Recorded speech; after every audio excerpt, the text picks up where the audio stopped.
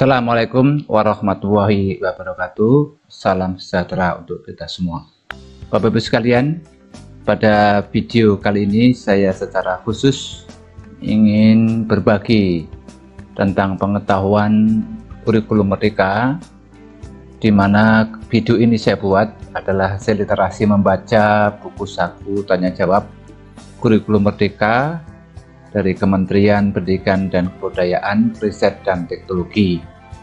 Dengan video tanya jawab ini diharapkan teman-teman guru khususnya bisa lebih mendalami memahami apa itu kurikulum merdeka, dan dengan adanya video ini juga bisa sambil tiduran mendengarkan tentang tanya jawab kurikulum merdeka.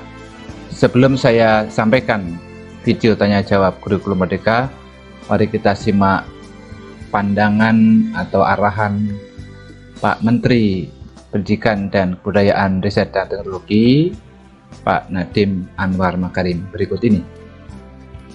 Konsep Merdeka Belajar ini begitu penting karena hanya dengan kemerdekaan kelembagaan unit pendidikan, hanya dengan kemerdekaan kreativitas dan inovasi daripada guru, hanya dengan hal itulah pembelajaran di dalam kelas bisa terjadi secara sungguh. Merdeka Belajar adalah seluruh solusi ini yang akan memerdekakan unit pendidikan untuk melakukan inovasi dan berubah mindset culture kepada a learning culture. Pembelajaran itu hanya bisa terjadi kalau ada psychological safety dalam sekolah itu. Mereka berani gagal, mencoba hal-hal yang baru.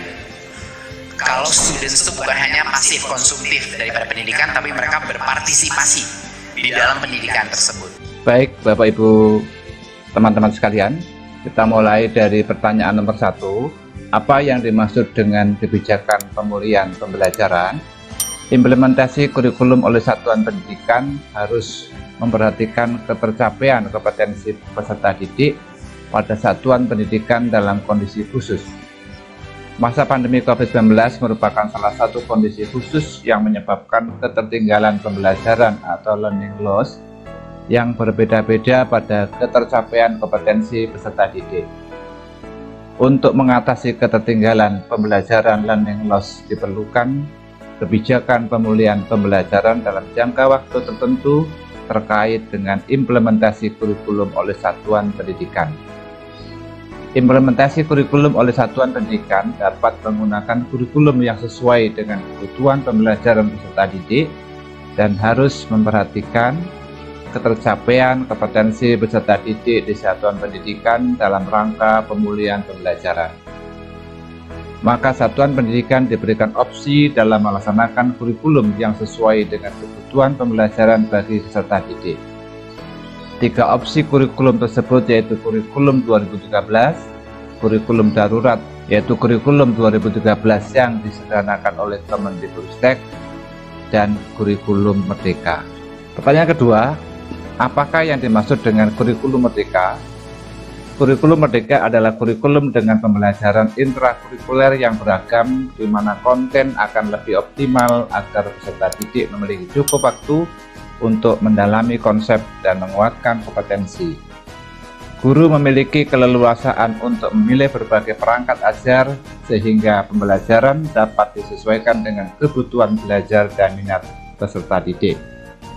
Proyek untuk menguatkan pencapaian profil pelajar Pancasila dikembangkan berdasarkan tema tertentu yang ditetapkan oleh pemerintah.